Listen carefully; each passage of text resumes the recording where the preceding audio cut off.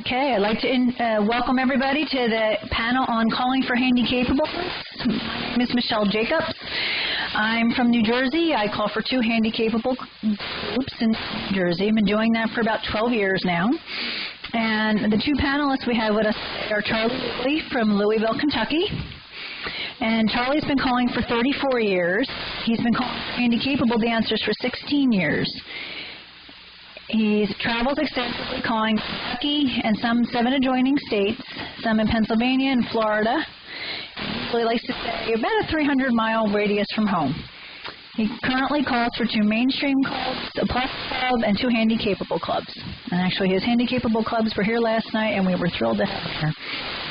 Tommy Miller's been calling for 30 years, calling for handi-capable groups for about 17 years. The Hilltop Squares, and they're from central Pennsylvania. He's a member of the Board of Governors, heading up a wonderful auction tonight. And anything else you want me to say? Okay.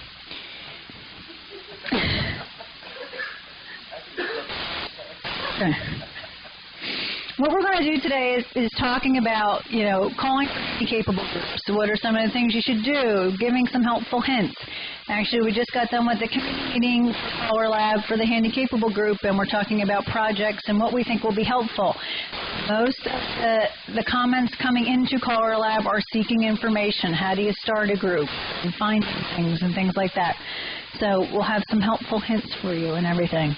So I'm going to start by letting Charley and Tommy here talk about what they would like to talk about, and then I'll kind of see what's left. But if we have some handouts, so you guys let me know, and I'll pass them out for you. If you have any questions or anything, please use the microphone since we're being taped. Also, if you found this valuable or any of the other sessions you go to, put them on the critique sheets. If you think it's something that should come up again, write it down. Honestly, look at them, and please do that. First, I'd like to introduce Charley Wheatley.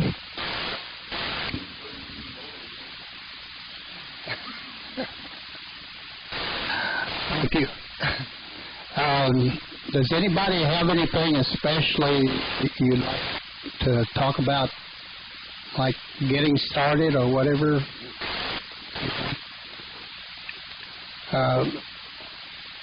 Don't run off. When I started my groups, I had a lady in my one of my regular school dance clubs that had a handicapped daughter, and she had tried to dance, but she found it that she was too slow to keep up.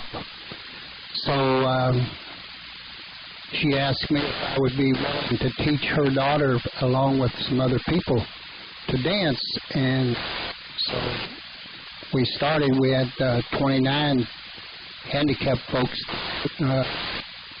show up for the first class, and from there on we kept going. We took in new people every year. We got up to about 60 members, and right now I think we have about 53 in the group.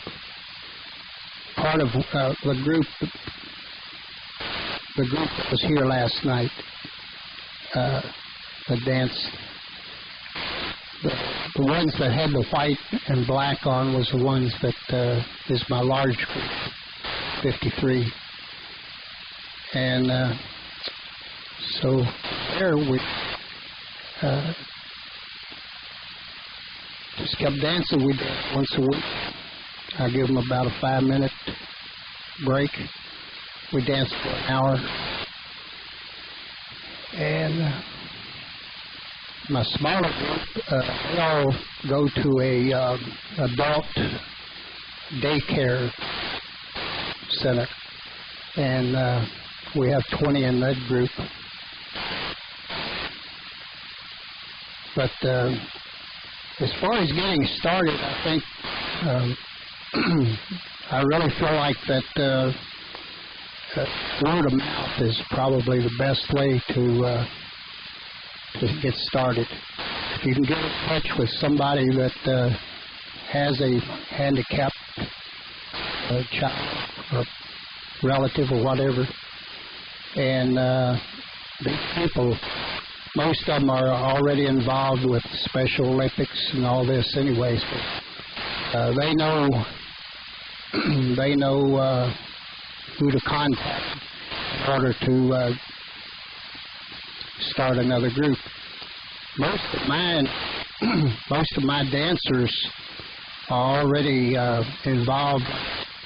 One boy that you seen last night that put on the show there for John, I don't know whether you've seen him or not, but anyway, he just got back from Nagano, Japan, and he's an ice skater, and he, I think, came fourth, and the girl that went with him won a gold. So they're involved in a lot of things. Bowling, all kinds of sports. Bowling, softball, basketball. So if you can get in with some of these people that's already involved and work your square dance program into that, I think to me that's the best way to get going. You can contact all these other organizations, but I think you get somebody that's already involved in it that work for.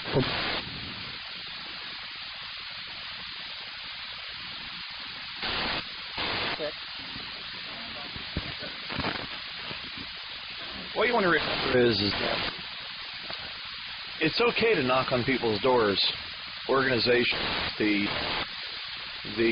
associations for handi-capable people, they have the group homes, as well as assisted livings where they live by themselves, but people come in and make sure that they are keep themselves clean and the house clean. And there's ways to get into that. That's just by stepping up to the and doing it. A lot of times we kind of shy from these type of people for some apparent reason. I think more that we're scared or we're afraid that we're going to hurt them. Trust me, you're not going to hurt them. They are the neatest people to work for, and like the group that Charley has and so forth. The reward is that the smiles that you see on their face and the happiness they're dancing, and that alone is priceless. And to get in your car and travel to go to these group homes, that's your one step into that particular door. At that point, they can send you to the directors of maybe a larger group home type facility, individual homes where the kids are still living or people are still living at home with their parents or maybe a brother and a sister. And you have to treat them just like you would any other dancer. It's just that their capability of learning is just going to be a little different, and you might have to change your forte of calling.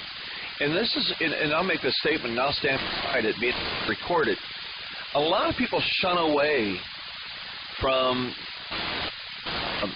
This is my reasoning. I think they shun away from it is because number one is they're afraid. Number two is that they're not capable of calling a program maybe only 5 or 6 basics, or maybe 7 or 8 basics, and they think that because that they can't do that, and they're not capable of calling 7 or 8 basics to regular people, let on handi-capable people.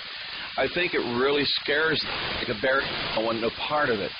I think you got to be adventurous, especially if you want to work handi-capable people. Last year at the session, we talked what really is handi-capable. We're talking Down syndrome and maybe multiple sclerosis, but and I'll come back to that back around. We need to talk about how we need to get in and the approach to get there. So I'll come back around and give you some thoughts on that. I know Michelle and I has talked. I'm sure she talked to Charley about it with her emails and so forth. But don't be afraid. Go out and research the area. And if you can't find in that degree of mileage that you're looking at, expand it. Because that they're not doing it. Step up to the plate and look at any possible avenue. I know in our area, There is, in the group that they come from homes, they come from group homes, they come from a state facility. I know Corbin has worked with them as well, with the handicap in the Altoona area and so forth. And that's just by going and knocking on doors. And they say, then you have to go search. And then, but you have to explain to people that of what they're getting to the point of the exercise, the mental challenge that you're passing on to them, and how they dance and how they execute the calls. We were talking last night when Charley was doing his group, and we just thought it was the neatest thing. You know, when we square dances to, per se, I hate to use the word normal, but normal dancers, if we'd say do an elemental left do-si-do and pause, they would be trying to do a right and left grand or a weave the ring, or they'd be making a left-hand star. Yeah. Last night, when a call elemental left do-si-do your partner, they stood there and looked at that partner. They didn't turn to the left, to the right. They stayed and looked at that partner until they were given command. And we're in the back thinking, wouldn't it be neat if all dancers executed calls that way? You know? But here's the reasoning is because, see, they don't know. I mean, technically they do know the calls, but they don't know they should anticipate. And if they get an anticipation because they might or high, you know, just high energy person where they constantly want to go. But if you watched those squares last night, when they finished that do, they all stood there and waited. And we thought that was the neatest thing because you know to be told to do something else. And that's how you. A lot of people get scared away from that, and so that's what's neat about watching stuff. You know, watching stuff that happens, dancing, and the reward that you get when you watch them come back to their home, and they're screaming and they're yelling and making noise and they're smiling and they're looking at the dancers. Notice a couple of kids when they were promenading last night, they were looking at the audience. They weren't paying attention to what was going on square. At the point they promenade, they knew they solved that little part of the puzzle, and they were looking out. See if somebody was watching them. They love attention, and I mean, and if you don't give it to them, they'll tell you. They'll let you know it. They'll let you know that they're there, one way or another, whether it's a handshake or a hug or a pat in the back, whatever it is. And it's really neat that you take the time and do this. I've been doing it for 7 years and made a bit of money off of these kids. I donate my time.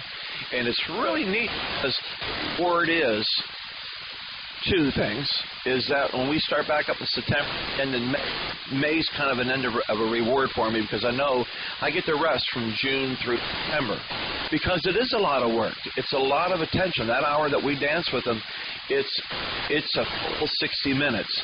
It's not calling 10 minutes and going and sitting and having a drink. It's in between times that you have to entertain to get them ready for the next square because it's a constant going thing of bringing in people that set out the last time. You see what Charley had to go through last night to go out of his, put people into the square, make sure everybody gets their turn dancing. If you do it for an hour and a half, 2 hours, by the end of that session, whether how long it is, you're going to be tired. There's no question about it. But the reward is going to be priceless. The reward you're going to get from these is just incredible. And what a better way, same token that you're doing something to the point where you know what these kids benefit from it, is that you're also learning, the token is that you're also learning how to call that basic calls to put them into different stances that you wouldn't give to your regular dances. And then that helps you go out to when you do your one-nighters. And then if you go out and do your one-nighters, and it just so happens to be some Down syndrome people there, or handi-capable people there, whatever the handicap is, you're prepared to handle people in that situation that you need to handle. We have handicaps with everything when we come into the hall. We never know what we're going to get on a regular basis. But to know that when you walk into the hall and you have 5, 6 pairs of Down syndrome or whatever it might be, and everybody has that same handicap, it is a chore by all means. It is not a cakewalk. It's devotion, it's dedication, and it's because we like what we do. And how many? Something that Charlie didn't ask. How many people here has a handicapable group? Okay. How many? There's 2 that has handi-capable, and it's challenging. Kind of keeps you, when you leave, they're shaking their head yes. It's a breath of fresh air when that 60 minutes or an hour and a half is up, because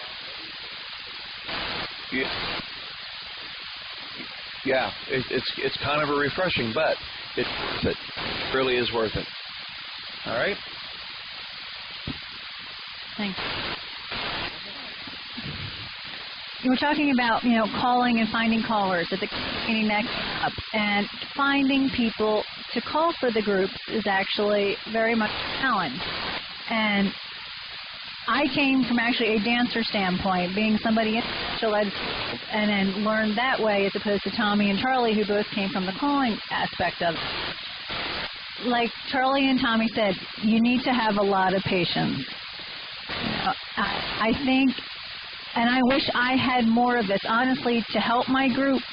I think it's not the only thing you need, but I know for me personally, I wish I could. I looked at Charlie's group and I go, Charlie knows more about calling, honestly, than I do. And you could see that in the performance last night. And I wish I had more of that myself to give the group, and I don't, coming from a dancer standpoint and things like that, because even as a teacher, I know I need to write things down, how I can figure out the adaptations that need to be made. But some other things that you do learn as a caller.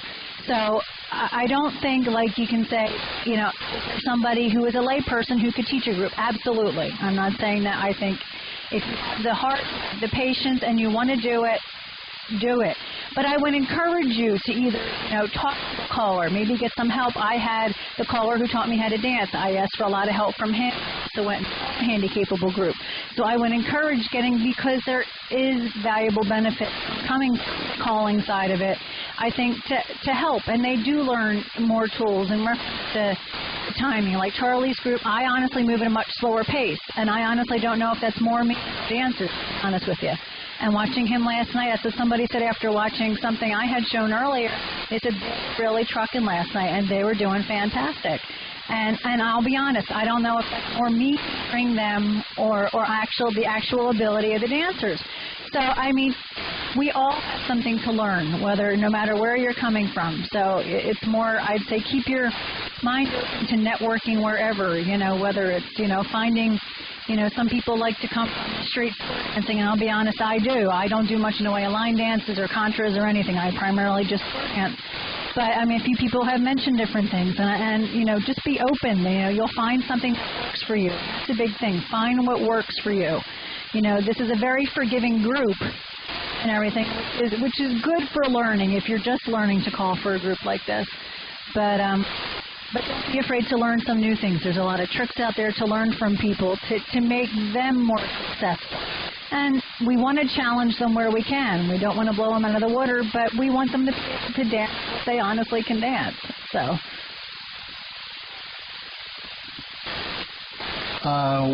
One thing I think that we need to remember, I would say probably 99.5% of these people are on medication of some kind, and sometimes they may be moving real slow, or they may be moving too fast. And so in order to compensate somewhat for that, I try to pair them up with maybe one that's a little faster, a slower person. Also one that may catch on a little faster, put them with a slower one. And it kind of evens the floor somewhat. And You might have to break up a fight. I had to do that one time. The kid was on some kind of medication. I think they were experimenting kind of with his medicine and made him very combative. And he started smacking on a couple of girls. And I was the only one there that most all the other people were too old, or some of the women, I don't think they wanted to get involved in it, so I had to break it up. But from then on, I made sure that there was somebody there to be responsible for that dancer. And I've thought about several times that I might have kind of lost my cool maybe and smacked him or something like that, and I put myself open for a lawsuit, so I don't want to get in that. And I have school teachers, and I have several school teachers that have kids in my group, and they told me the same thing, that you're opening yourself up for a lawsuit if something like that happens. So somebody's there to be responsible for the dancers. In the day center that I teach, my smaller group, there's all staff members there, so that's no problem with that. But the large group, we did at one of the local Baptist churches, and I'm the one responsible for them. Got a question?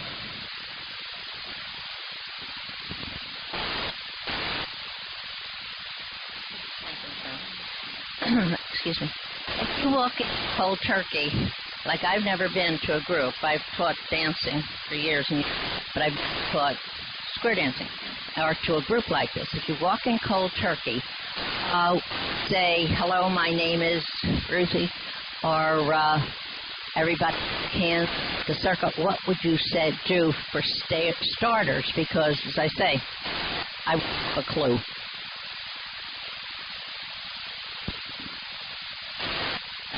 With my handi-capable, I try to be normal, or treat them as normal as I can. And I would start off with them very similar to the way I would any other group. I don't talk down to those people. I don't talk to them like they're little kids or something like that. They're grown-ups. Sure. Yeah?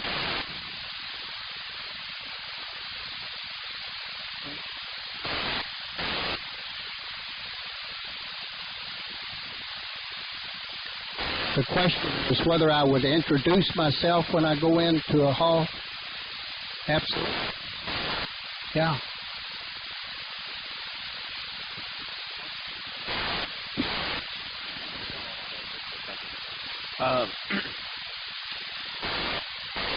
What you have to think of this is, when you go into the group, is that you have to, like you would do any other group, think of these people that you've known all your life.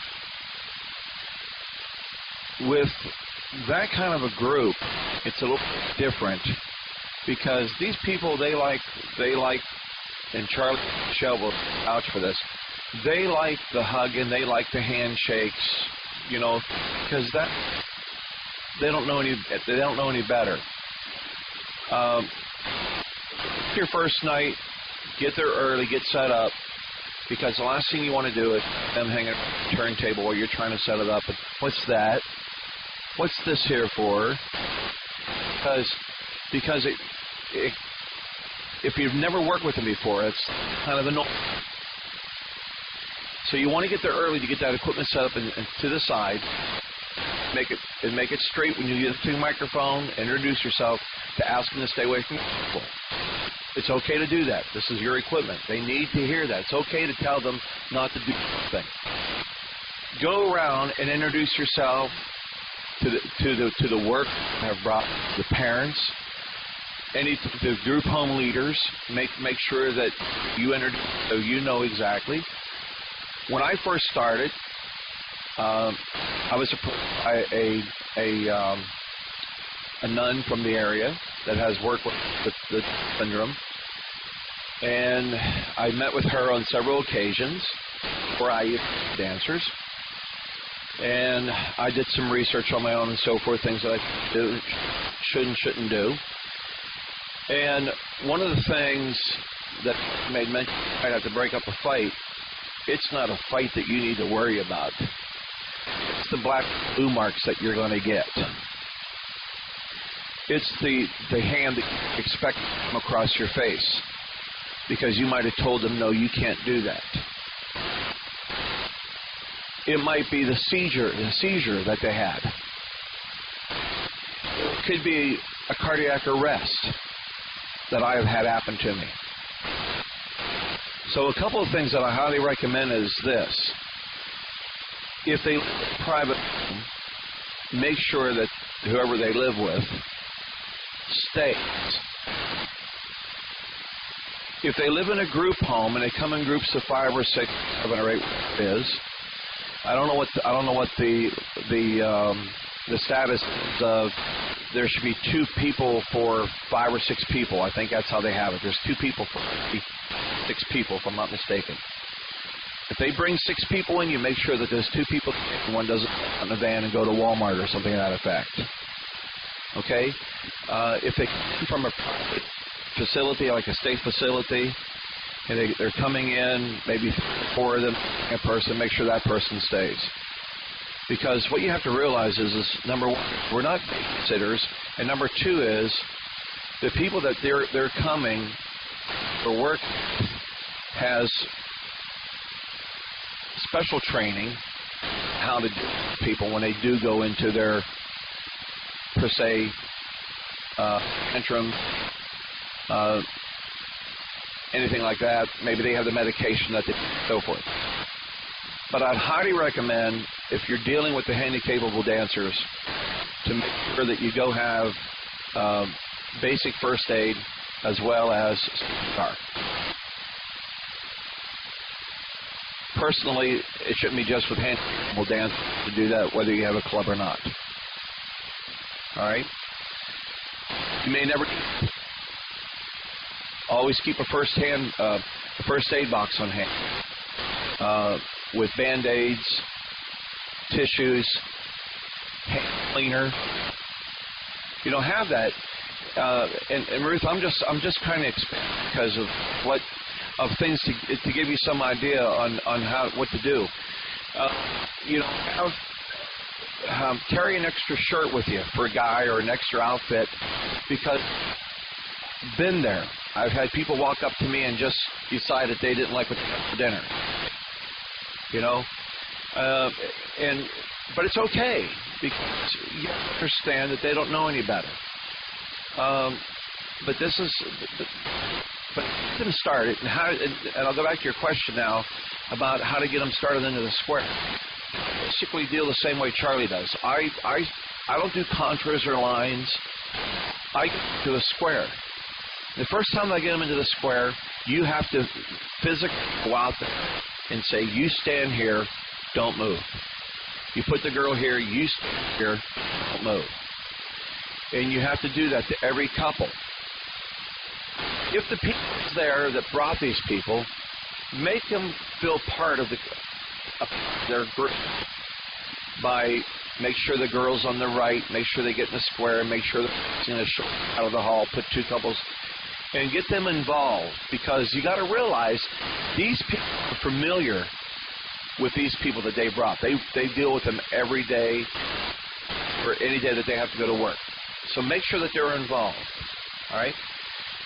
If you dance yourself, make sure that there is, I recommend no food, but a drink. Now, if you're having a party dance, you want to dance and eat afterwards. All right? Trust me, I know. I'm sure Michelle will say the same thing. Avoid the hard candy, any kind of things like that, because of the choking thing. You want to avoid that. Get them into the square the first time you get them up, and find out the percent of people that knows their right from their left. And that's by just calling cold turkey circle left. That will give you some idea of how many people knows their left from their right, because you might have to stop and raise your right hand, left hand. That's the way we need to go. First time you say circle left, you might get a whole square from right here, go all over that, because they can't comprehend what you're talking about. But a lot of the kids understand the scenario of ring around the rosy. So you circle and you tell them like around the rosy. And then they start, and the light has been turned on. And now you get these, and then reverse them back. Be a little bit dependent and have them do a single file. And you might have chords from single file, and guess what? Everybody else is going to follow them. You know, so you agree? Yeah. So what happens is that you have to teach. Now, you have to get out there, and you might have to take and show those dancers really what. But here's the good thing about this. Once they know it, they're not going to forget. When I quit my dance in May and I come back and sit, I don't have to teach anything. It's more or less just a kind of a quick crash course that they remember. And if I have any new people in the group that's never been there before, I have them set up, watch the other people what they do, and then I get them into a square real quick. And then I'll have some of the veteran dancers demonstrate a do-si-do. And I'll just get 4 boys across from each other, 2 across from each other, and make a star without the girls. And say, boys, excuse me, I make a star. This is how we make a star. If I say around, make a left-hand star. Now I don't care if they turn around the opposite way. I don't care.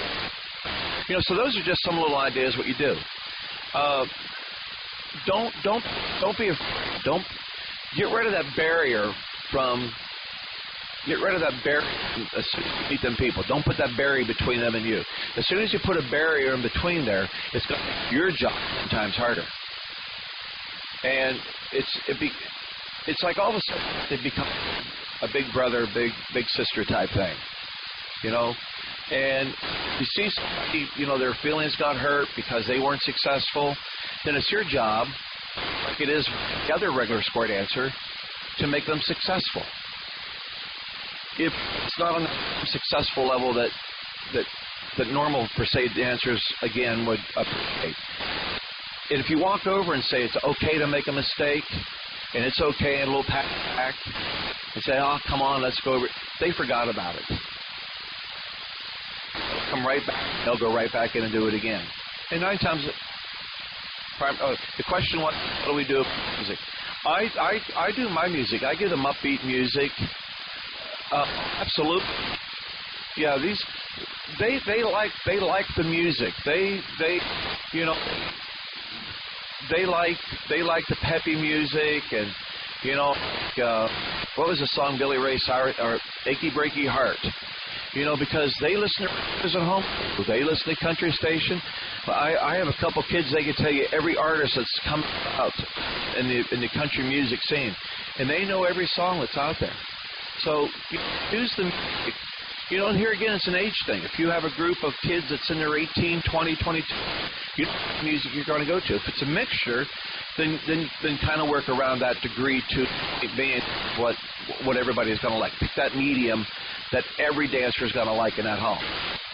And as soon as you put the needle down, well, as soon as you push the computer button and the music starts, you can tell right off of the bat. By the way, that bat, no pun intended. You can tell right off of the bat that if they like the music or not. They start jumping up and down. tapping their toes, yelling, whatever it is. If you hear all of that, or you see some of that, then you know you've got a pretty good choice of music. And it's just like any other answer, you know? Yeah, put on Pink Cadillac. That's a great song to do, Pink Cadillac. Cadillac, a great song, all right? So, YMCA? Thank you.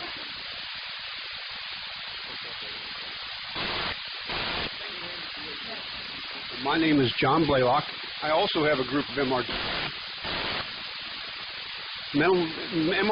Now, that's where I come into this organization. MRD stands for Mentally Retarded Developmentally Delayed. And in my territory, which I'm from Ohio, each county in Ohio is assigned an MRD, has an MRDD chapter from the state. And then all the funding for MRDD goes to that individual part of the county, or that part. I deal with Butler County, which is a little bit north of Cincinnati. And I went to the MRD office, talked to the people there in charge. The difference is in the state of in some of the other states, you might have to have a police check. That sounds crazy, but I had to have a police check to do my, okay? Truthfully. And they ran my name through the computer and had to have it fingerprinted and the whole nine. Don't be scared for that. Please don't. Okay?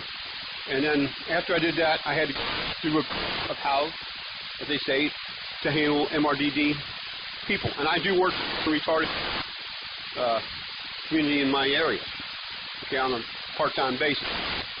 Anyway, I teach them, not necessarily quite the way these gentlemen always do. I have a little different routines but each time it's a little bit different. I think they're talking about I use Contra. It's not.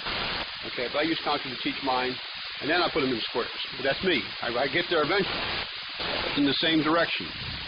So I'll pass this back. But I do want you might run into the mentally retarded, developmentally delayed organizations in each state, city, and you have to go different routes. Thanks, John. A couple things I thought about. Ruth, you had asked about music. I know one thing I do personally is for the pattern music, I pick up beat music, but I pick something that's got a good steady beat. They can hear things like that. Something, even maybe turn up the bass just a smidge, as long as it's not too distracting. Don't forget talking about people who have attention problems. So if you give music that's too busy, they will be focusing too much on the music and not necessarily listening to you. And are you just dancing calls?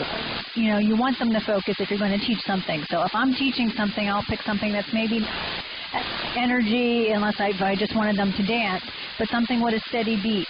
Because something that I honestly didn't realize, so it was pointed out to me, a lot of the dancers, they're dancing, necessarily dancing time to the music, even though they feel it, but some of them have their own rhythm. So you think of that when you're thinking about, you know, are you going to be teaching the calls, or are you just doing it all familiar calls calling? And another thing, Tommy mentioned left and right. I guess it's the teaching, but have the potholder loops. I keep bringing it up, but that you can buy in Michael's and stores and things like that are not, you know, like as tight as a rubber band, but would fit very loosely. Color identification is something that most of these individuals can do, and takes less thinking than left and right. So if you're especially starting for the first time, once you have a group, like you said, they learn to respond to it after a while and everything. But if you're just starting, or even a party night, I would like your right hand, pick one color that you're going to stick with all night. And, you know, everybody put their right hand in the middle, and then put your left hand in the middle. You take one factor away. They're not having to process another little bit of information for them. So you're making them successful. Also, Tommy said and Charlie said, we treat them like anybody else. You would teach any new dance or square dance, bow to your partner, bow to your corner, not walking through the middle of squares, leaving till your tip is done, things like that. And I always, no matter if it's a new group or whatever, at the end, before we take a break, everybody says thank you.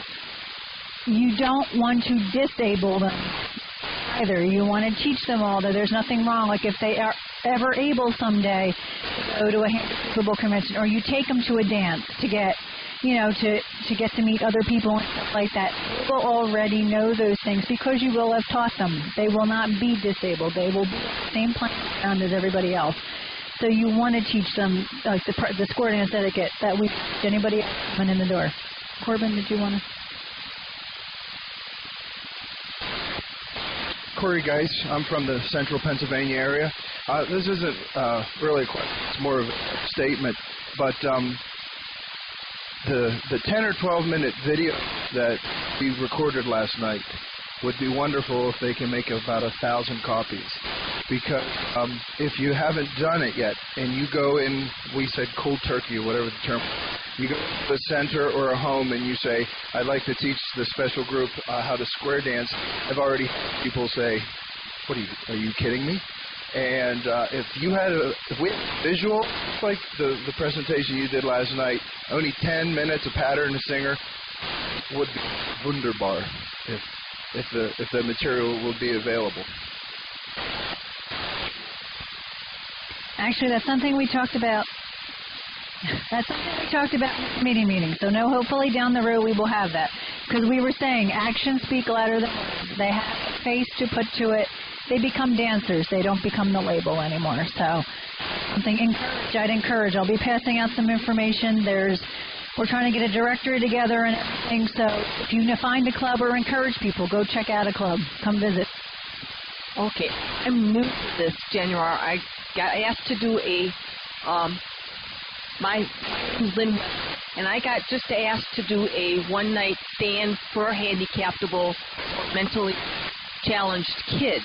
How do you handle the outburst or the spasm, the seizures on the floor? Do you let the advisors handle it? Do you stop the dance? And how do you handle something when you have a crisis in the square?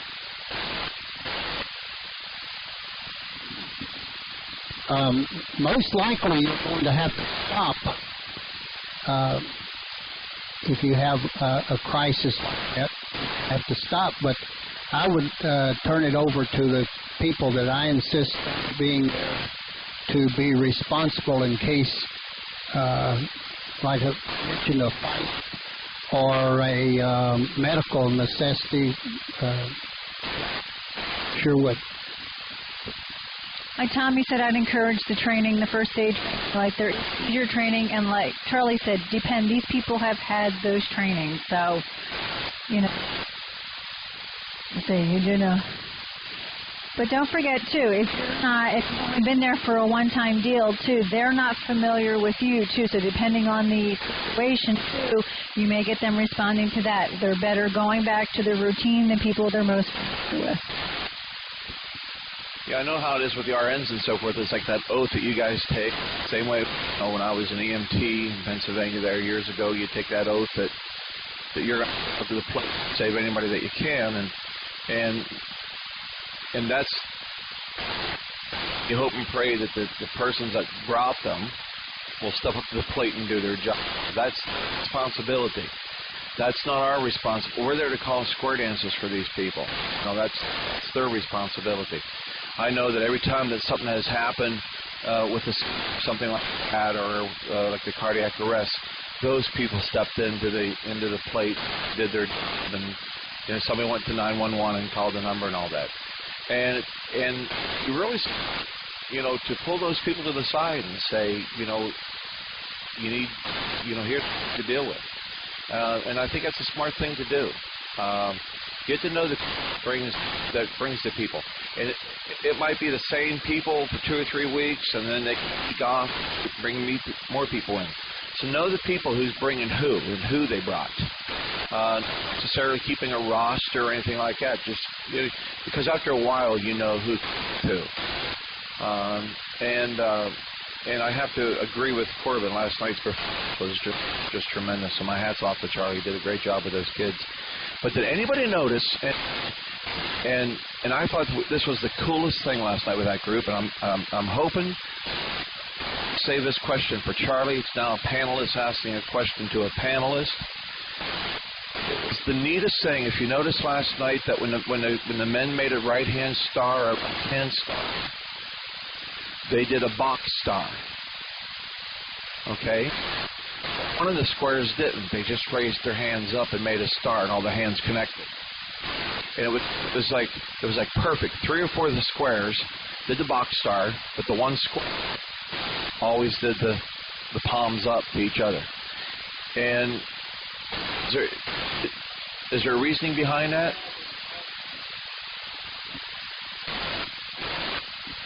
They've all been taught to make the box star or the pack saddle. Yeah.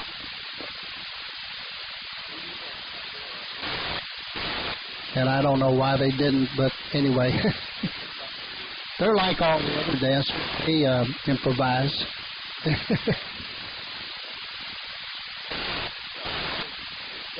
Because it was just really neat.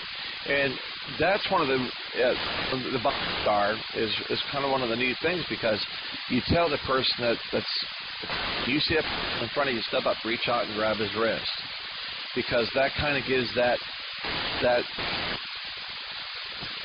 thank you, ability to hold that star, keep it where it needs to be. I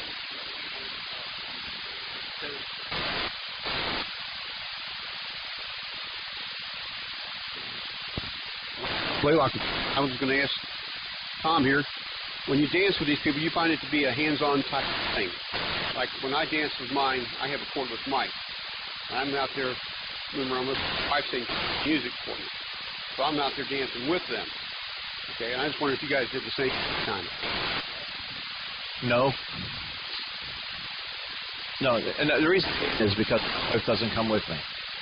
I'm there by myself. So I don't have the ability to control my music. And number one, if there's people sitting along the sideline, they're going to be pretty close to that darn table throughout the evening. And I don't want to get very far from my... And, you know, with computers and all that, they're just nosy. They're just, I mean, working with high school kids, they're just nosy. Well, what would that button do? What would that button there do? So I don't want to get too far from my turntable. And besides that, I think it's okay to take them off a so-called leash that they're always on and let them do their own thing. But again, I don't have that opportunity. My wife doesn't come with me to make sure that she can stand beside the table. You know, so you're that you have that opportunity to take your wife. I think he's going to say she's coming with me because I tell her she has to come out. That's what I was waiting to see. And I honestly think that's great. My hat goes off to all the partners who stand behind their calling spouse. My wife's at home and she's beside me. She does all the stuff at home that a caller's wife does. And she's very critical in the singing calls and things like that when I write material. So she's critical.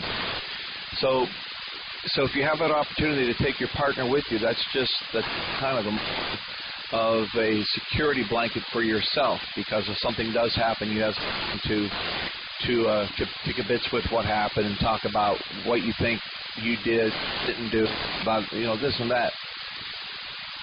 I like to touch bases a little bit. I'm going to turn this to Charlie as well, because it's important that we talk about what calls we can do and not do. We talked about the circles. We talked about the single files. We talked about stars.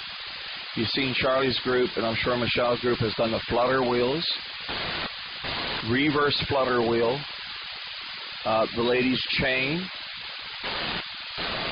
2 ladies, 4 ladies.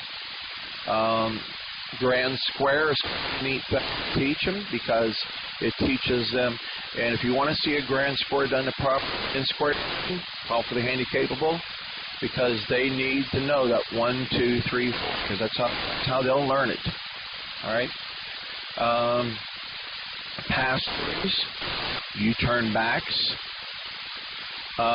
circle 4 with 4 circling. And I like to fractionalize a quarter, half, 3/4. Join hands, circle a quarter, because it kind of gives them a little puzzle, something different flavor. Circle halfway. Promenade are okay, but anytime I do promenade, I like to somehow work the men in there with the left hand. Hey, drop your left hand, because then they can see that path until they get used to it. I'm sure that Michelle and Charlie does, but there's things, like, I'll just have boys do-si-do, girls do-si-do, face your partner, everybody turn your partner by the right, clap, back left, clap again. Anything, and what you want to stay away, of course, is a series of calls that does the dizziness, gets them going dizziness. Because if you get them going dizziness, it's like, you can just see them, they're like weeble wobbles. They start wobbling, but they fall down. They seem to be pretty close to it. You know, so you have to be really careful on how you put your material together and so on. And myself personally, I don't like to keep them up longer than 5-6 minutes. Dance them 5, 6, 7 minutes, and you're done. Give it a break, the subs, and do it again. And yes, I do singing calls, as Charlie did with the group last night. I do singing calls. I think it's important that you do singing calls with any type of program that you do from the first night, fun nighters, whatever it is.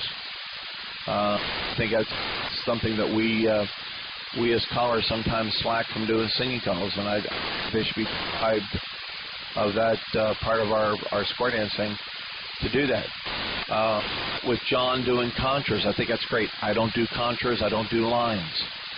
I think it's wonderful because that gives them a different flair of timing and get to know how to do certain calls and so forth. The stars and the lady chain over and back. And of course, you know, you do the lady's chain, you got the courtesy turn.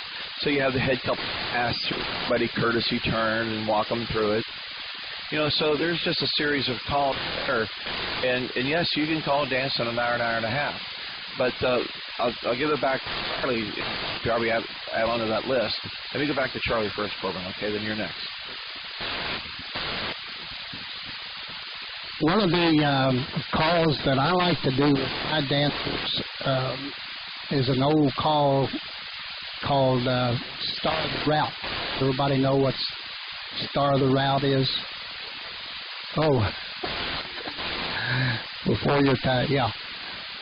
Well, all you do is you have you can start with the head couple or sides, and you have them go in and start 3/4, and you go to the side. We'll have the heads go star 3/4. We'll go to the side, star all the way around, come back to the middle and star halfway, and then star left all the way around, come back to the middle, star 3/4, you're back home. You want to do it? Okay.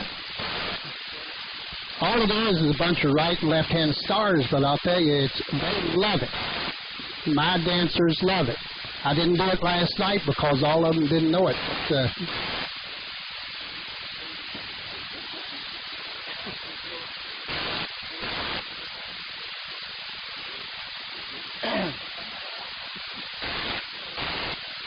need a map. There we go.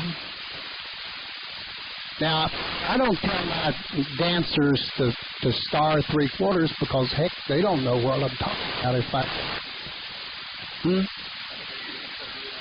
Oh. Oh, my. But I'll tell the heads to go in and star around to the side couple. So make a right-hand star and go around to the side couple and make a left-hand star. Now, stop right here. When I'm teaching it, I'm going to stop. Okay? They're going to make a left-hand star, but I'm going to tell the sides that they're coming back home. I'm going to have the heads go back to the center. Okay? So star left, a full turn. Heads come back to the middle, sides go back home, make a right-hand star and go across to the other side couple. That's halfway. Star left with the side couple all the way around. Sides you go back home, heads come back to the middle, star right, back home. Go all the way back to your home position and you can start the route. And they love it. They really think they've done something. What's that? Oh, okay. Do it. Well, it's the same thing.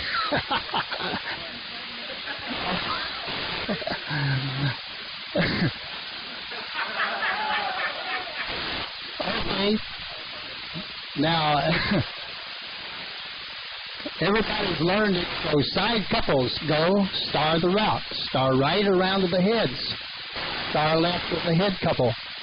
all the way around. Sides come back to the middle, heads go back home. Star across to the other head couple. Star left to the other head couple, all the way around.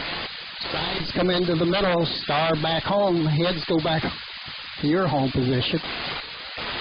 Star the, however you pronounce it. In Kentucky, we say route. Yeah. Some people says route. Yeah. How do they say it in Pennsylvania, Tom? Route? Oh, a bunch of right and left-hand stars.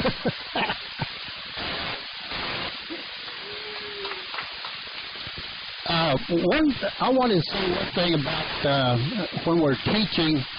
I like to use a lot of helper words, and if you noticed last night, I talked to them a lot. You know, some of us get into a habit of using words like on a right and left through and turn the girl and so forth.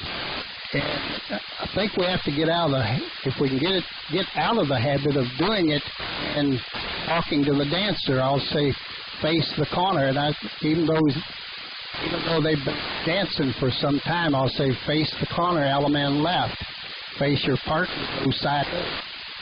And so any kind of words that you can talk to them and say help them rather than for timing purposes. I think that's what a lot of us use, right and left through and turn the girl or swing through to whatever. These kind of words, I think, tend to confuse them. And so if we'll use helper words, I think they'll understand these. And we have some questions.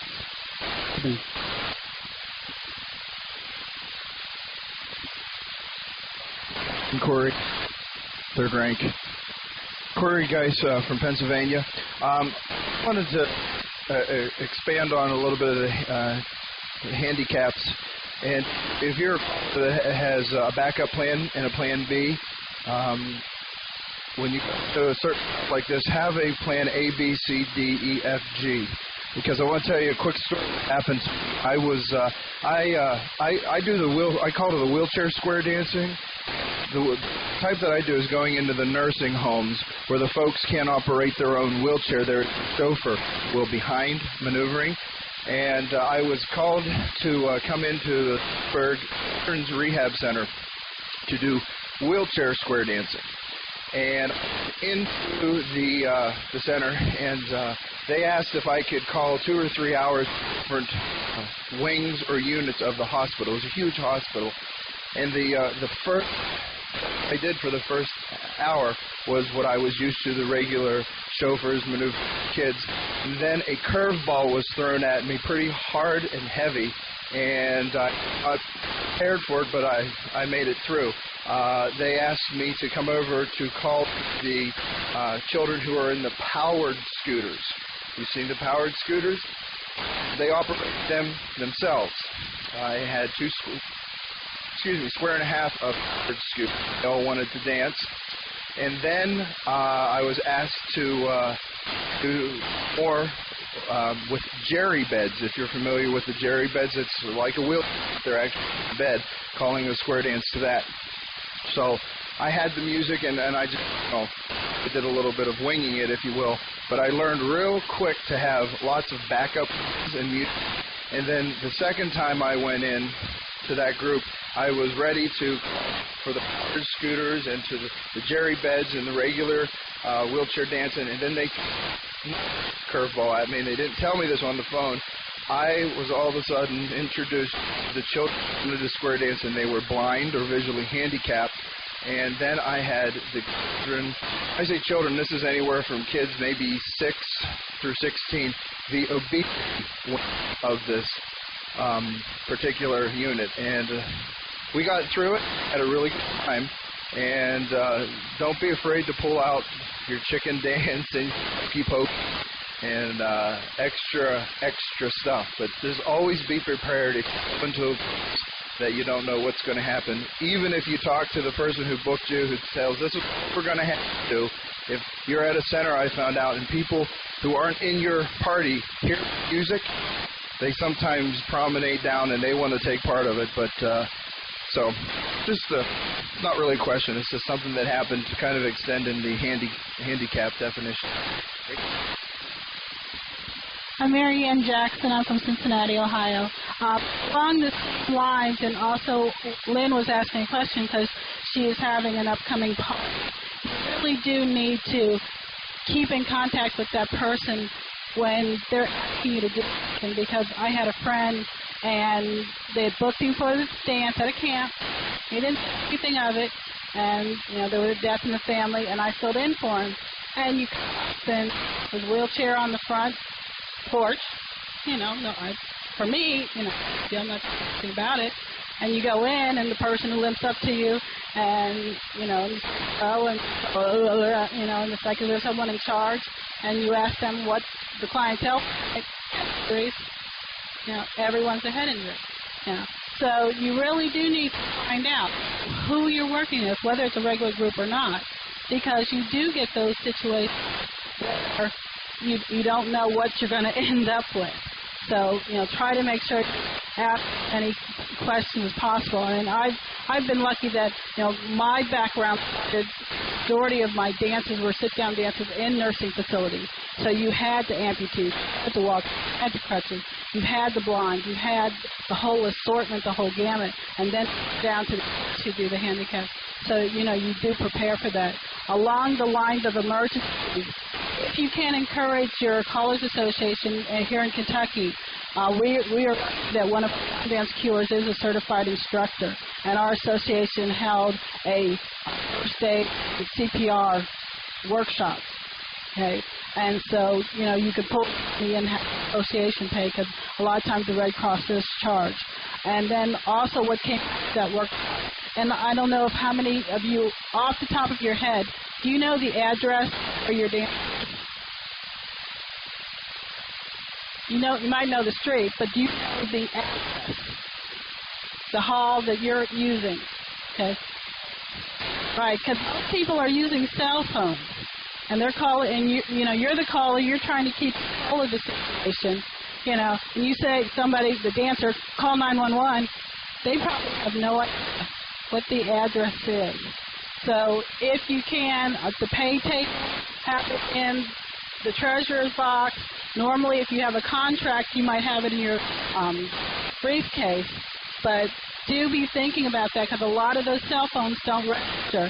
You can have an emergency. I had a seizure person go down. Luckily, you were able to keep going because, the dancers know the emergency techniques. They found their dancer, the hands go up, and everybody else keeps dancing. This woman has all the time, they know to expect that. I didn't. I just happened to get up and start counting, and boom, down she goes. So you do need to prepare for that. But, when you go back to your dancers, clubs, get the address where you're at, because you go there all the time. You drive there every day or whatever. But you don't remember it. So keep that. That's an excellent point. We kind of opened up a can of worms that I opened up last year at convention, working other than with Down syndrome and so forth.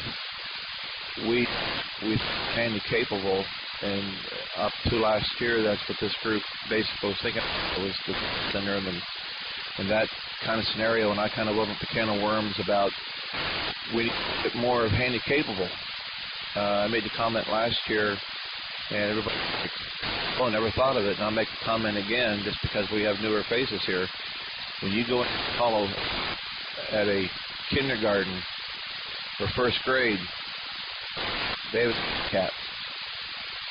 Not knowing their right from their left, or taking hands because they don't want to. So, that by itself is a handicap for the kids. We talk about stroke victims. We talk about heart victims, amputees, paralyzed from car accident injuries. The list goes on. the hearing impaired, the blind, the Alzheimer's, the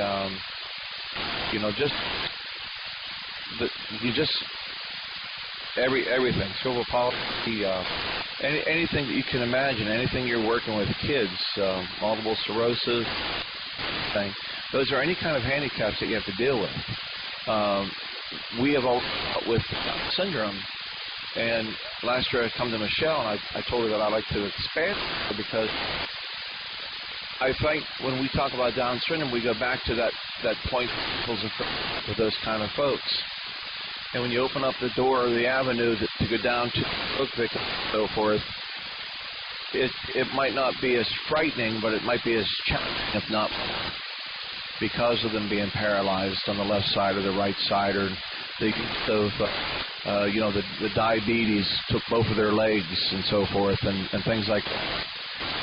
So it's just not the Down syndrome like Corey wheelchair thing. And I have gone with Corey on several occasions there in central Pennsylvania, and it is amazing, even though he has chauffeurs, as he calls it, it is amazing to come back and watch those people on the wheelchairs that can't move those chairs just put a smile on like they are just tackling the world. And it is incredible. But if you think of that, he is presenting square dancing in a fashionable manner that the chauffeur is the workers. He is introducing square dancing to them to a negative point of view of what square dancing, because they don't see that. They see these people chairs are having, but the same token, he's presenting square dancing to the workers. And who knows? Maybe down the road someday that they'll say, I remember a guy come into the wheelchair. We had a good time pushing the chairs. Let's go dancing. So you know, or two, but you have to think of handi-capable more than the Down syndrome. And I do the Down syndrome. But at the same token, when you're at a square dance and you see wearing two hearing aids, and they still come in and plug in a sound enhancement equipment into your turntable, you know that you got a handicapped person at that dance. This past weekend in D.C. at the Wasca Festival, there was a gentleman in the Philadelphia area that's blind. And I think his name is John, and he's been dancing for years. And he dances, in the plus level, and he's in the DVD hall, and it is just incredible. I'll tell you what, there's nobody beside him. It's not his fault. It's the person's fault because they screwed up the call. Because he knows every step and how many steps you need to take to execute that call. And it is just awesome. And just an excellent dancer. I mean, he is just walking on the air. And there's a handicap there. And the first time that you get into the square and you see this guy with a white cane, and all of a sudden he gets into the square without the white cane, it's like, ah! And if you start calling, it's like he just moves. Almost like calling to the over in Japan. You can't carry a conversation with the majority of the people. But as soon as you put the needle down on the record, they all start moving. It's just bizarre. And that's the way this gentleman is from Philadelphia. You can hear perfectly exactly. So these are all type of handi-capable things that we need to be looking at. And it's kind of neat to work with the Down syndrome and like Corey he was telling, he called it, I think it was on the way home from the dance that day, and he said, Tom, he said, you wouldn't believe what I just heard. He said, they had me on every wing calling to every unit in that hospital. He said what was when he went to the obesity floor, and he says, and see these kids, 600, 700 pounds, that can barely move getting into a square. He goes, I was scared to death. And I said, well, what happened? He says, I made him get through what I needed him to get through, and they had a good time. That's what it's all about. And his reward was getting through what they needed to get through and make those people happy. And that's what it's about.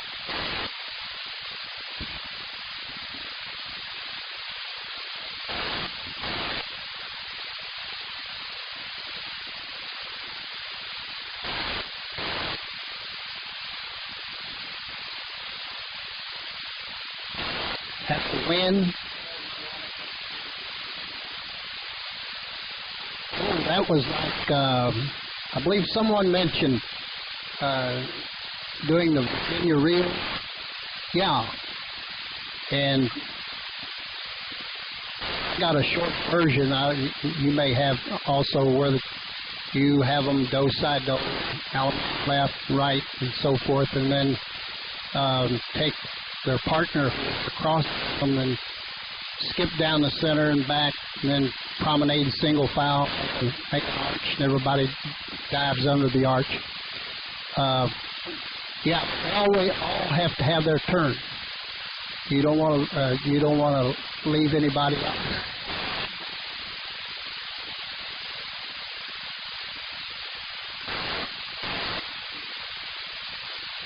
Yeah, everybody skips down the center and back and all that.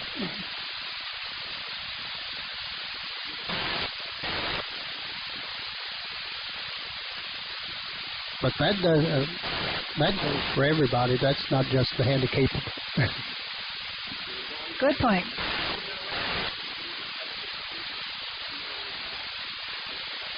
And you don't need to cut it short for other populations, not just the handicapped. I get to do it, right. You always hear that. For anybody else who would like to share anything, we're going to have to start wrapping up and everything.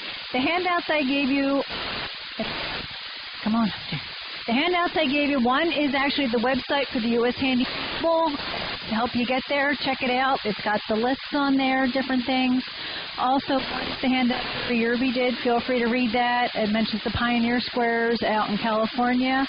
And the other one I gave is just a handout with some helpful hints, some websites for the ARC and things like that if you're interested into some things. Okay, I'm Arlita Van Gilt, and I'm very new to the program, but it sounds to me like something I'd love to try. Because in my area, I have seen numerous activities, and like you mentioned, the Downs syndrome, but also there's a children's orthopedic hospital in Seattle, and my baby happened to have a problem with her eyes. And she was operated on cost to us because we had hit town and she had a illness where they couldn't find out for sure what was wrong with her.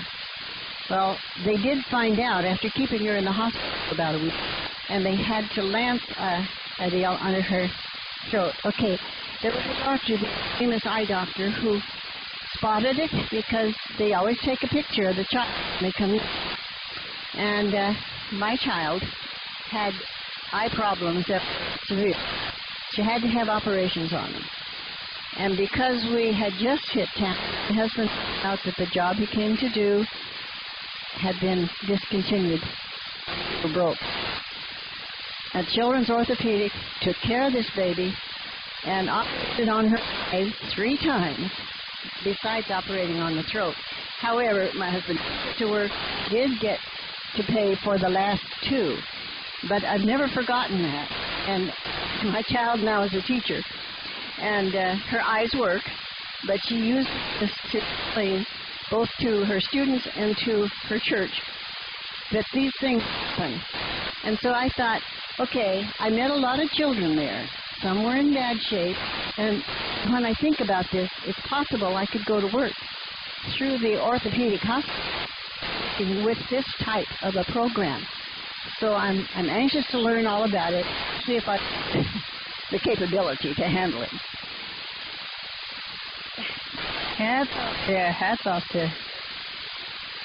Anybody else have anything they'd like to share? Anything? Questions? Anything?